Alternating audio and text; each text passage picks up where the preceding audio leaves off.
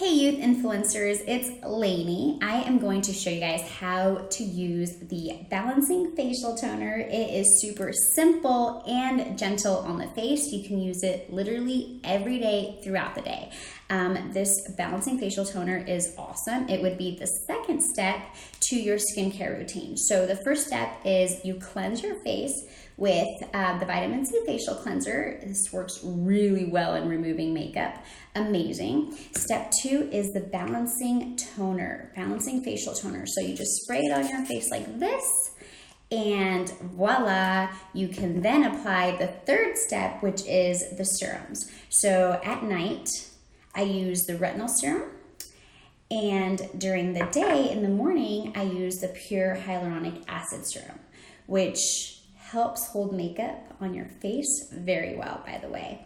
But you always want to apply serums on damp skin, so that's why the Balancing Facial Toner is a great addition to your serums. So you apply the Balancing Facial Toner, you just spray it on like this, and then you apply your serums on your face, and a little goes a long way.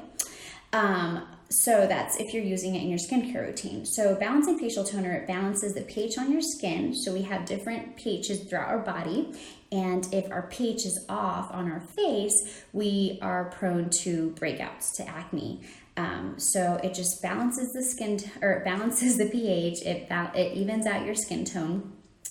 And it's also very refreshing, especially during these hot summer days. You can carry it with you in your purse, and whenever you want to have that glowing, hydrating look, you just spray it on your face over your makeup and you're good to go. So it could be applied on your clean face after you cleanse, or on your makeup during the day, or after a workout, just refreshing up that face. But it's super simple, super clean. You don't need to get cotton swabs or a cotton pad. It's just slightly spray it on like a mist and good to go. But there you have it, Balancing Facial Toner. If you guys aren't using this, definitely start using it.